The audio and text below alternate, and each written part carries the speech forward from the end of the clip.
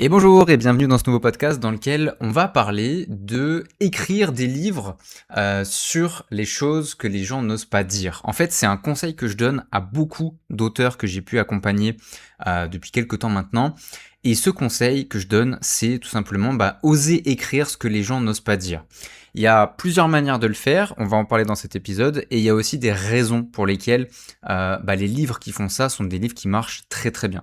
Les raisons, c'est les suivantes. La première, c'est que quand on écrit ce que les gens n'osent pas dire, ça va créer ce que je peux appeler un choc de reconnaissance. C'est-à-dire que ton lecteur, il va se dire « Putain, c'est exactement ça, c'est exactement ce que je ressens, et je l'avais jamais formulé comme ça, et c'est trop puissant, et ça me touche, et je sens que ce livre doit être connu, et il mérite tout le succès, etc. etc. » Et c'est ce qui fait qu'un livre peut décoller, tout simplement parce que tu vas créer ce choc de reconnaissance chez le lecteur qui va se dire « Enfin quelqu'un qui dit les choses et qui ose mettre des mots sur ce qu'on n'ose pas forcément dire. » Deuxième point qui fait que ça marche, c'est que ça touche directement l'identité. C'est-à-dire que quand tu écris un livre qui dit ce que les gens n'osent pas forcément dire eux de leur côté, généralement c'est pas des sujets qui sont superficiels, en tout cas très rarement. Quand tu vas parler de choses qui sont un petit peu tabous entre guillemets, ça va souvent concerner des choses comme l'argent, comme le statut, comme le couple, comme la sexualité, comme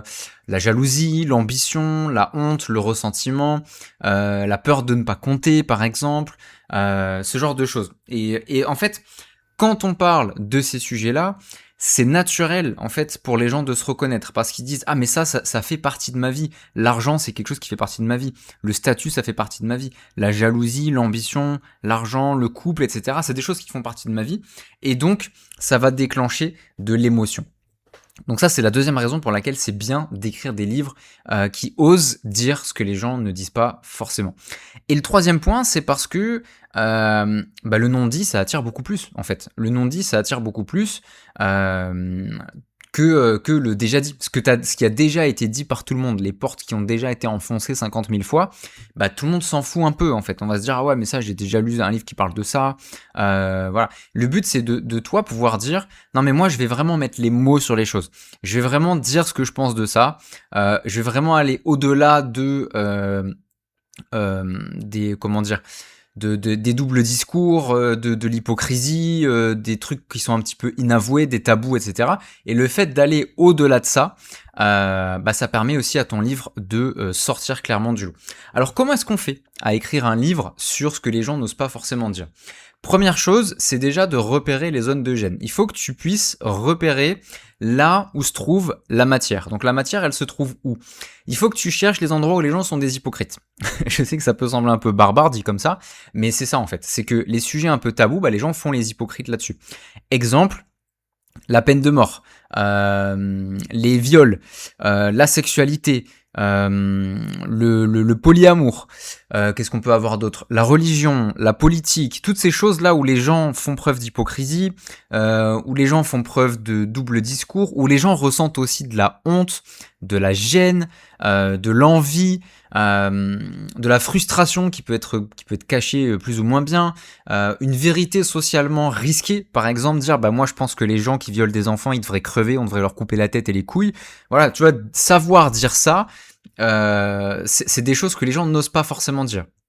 Et je suis certain qu'en ayant dit ce que je viens de dire par rapport aux violeurs d'enfants, tu te dis oui, effectivement, moi je suis vraiment d'accord avec lui et ça fait plaisir d'entendre quelqu'un le dire comme ça. Donc c'est ça en fait, c'est cet effet-là qu'on veut créer. C'est arriver à faire comprendre aux gens que nous, on a les couilles, on a le courage de dire ce que les autres ne disent pas et même d'aller plus loin, de l'écrire, donc de le graver quelque part noir sur blanc et de le faire exister pendant longtemps.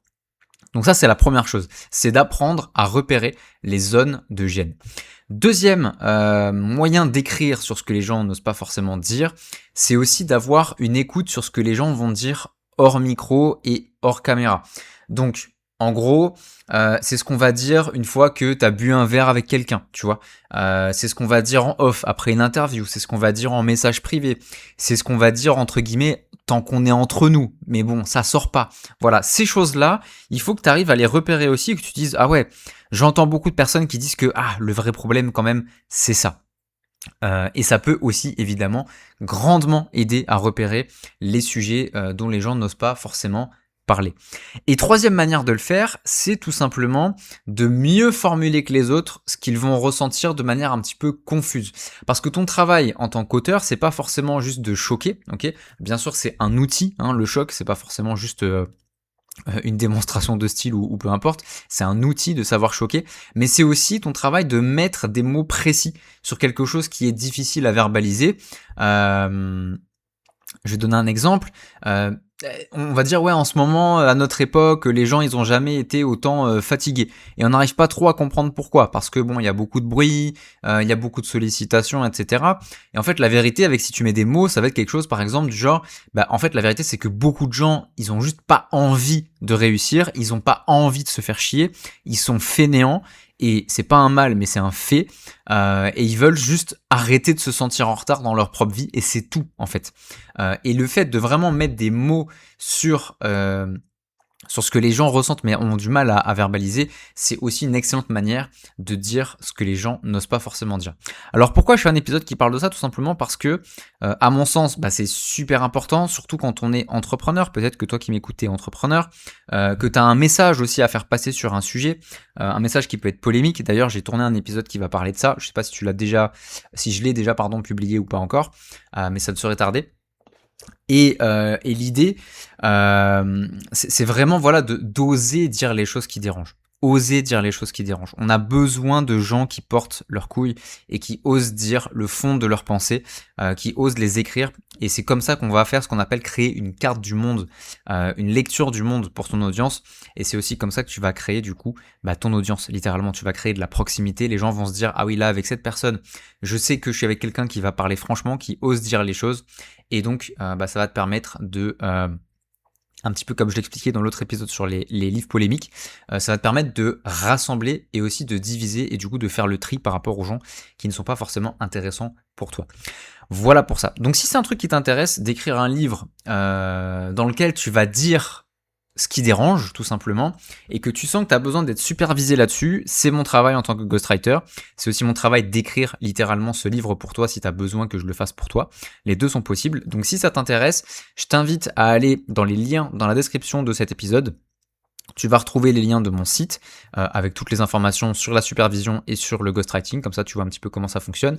Et j'ai également préparé un questionnaire qui est entièrement gratuit, je vais pas capturer ton mail ou quoi que ce soit, qui va te permettre de savoir si c'est le bon moment pour toi d'écrire un livre avec du coup plein de questions auxquelles il faut répondre pour que tu puisses avoir une synthèse personnalisée de là où t'en es. Et encore une fois, c'est gratuit, c'est en libre accès, c'est pas un piège pour capturer je sais pas quelles coordonnées pour te recontacter derrière. Non, je ne récolte rien. L'idée c'est vraiment de te donner les outils pour que tu puisses être au clair sur là où t'en es. Voilà. Donc je t'invite à me dire un petit peu ce que tu penses de tout ça. Est-ce qu'il y a un sujet pour toi qui mérite d'avoir son livre et que tu as envie d'écrire? N'hésite pas à me le partager en commentaire, ça serait très intéressant d'échanger du coup à ce sujet. Pense à t'abonner si tu veux ne pas rater les prochains épisodes et tu veux être du coup informé. Et moi ça m'aide aussi énormément au niveau de mon travail. Et je te dis à très vite pour un prochain épisode. Salut à toi.